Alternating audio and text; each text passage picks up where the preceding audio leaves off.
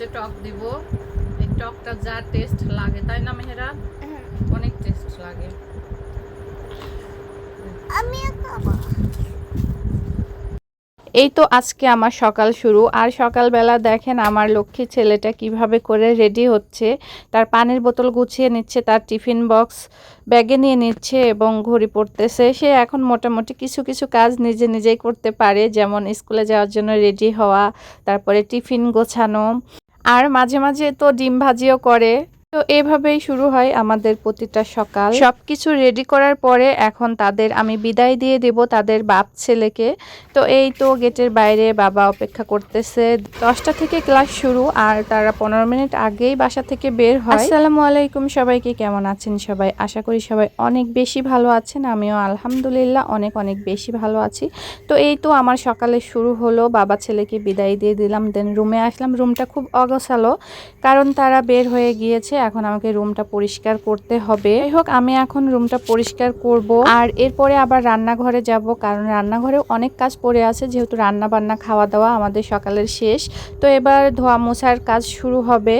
প্রথমে তো এতগুলা থালা বাটি আমার ধোয়া শেষ হলো, তারপরে আমি চুলাটা ক্লিন করব, দেন সিঙ্কটাও ক্লিন করে নিব। আমি চুলাটা সাবান পানি দিয়ে কিছুক্ষণ ভিজিয়ে রেখেছিলাম, এরপরে পাতলা কাপড় দিয়ে এই যে চুলাটা আমি মুছে নিচ্ছি। চুলাটা আমি অনেক দিন ধরে ব্যবহার করতেছি, একবারও নষ্ট হয়নি। আগের যে চুলাটা আমার ছিল সেটা ছিল লাল কালারের নোভা কোম্পানির। তো ওই চুলাটা আমি খুব পছন্দ করে কিনেছিলাম।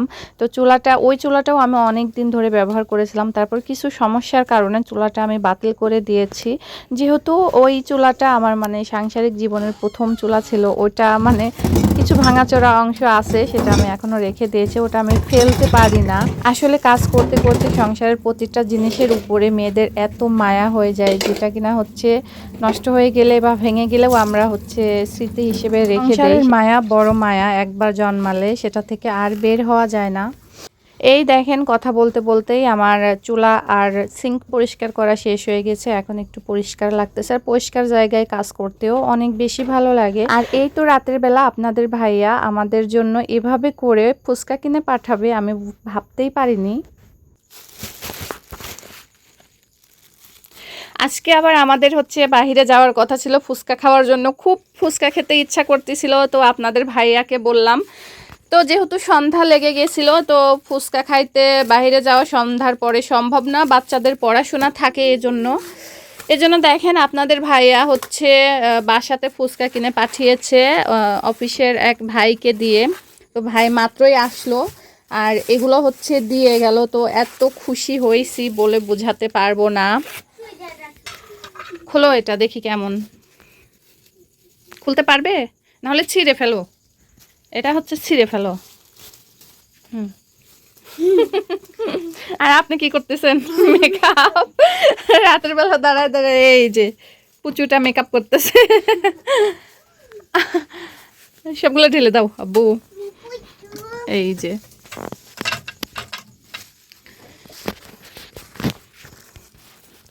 দাও, ঢালো, পুরাটা একদম ঢেলে দাও।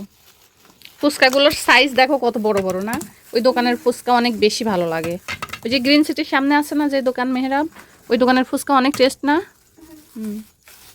বক্সের ভিতরের কি অবস্থা, ওয়াও কি সুন্দর! ডিমের পরিমাণ অনেক বেশি আছে। হ্যাঁ, দেখি এটা দেখতে কি যে লোভনীয়। একটা বানাইতে পারবে? বাটি কি করবে? এই যে ফুচকা রেডি, এবার হচ্ছে টক দিব। এই টকটা যা টেস্ট লাগে, তাই না মেহেরা? অনেক টেস্ট লাগে। আমিও খাবো।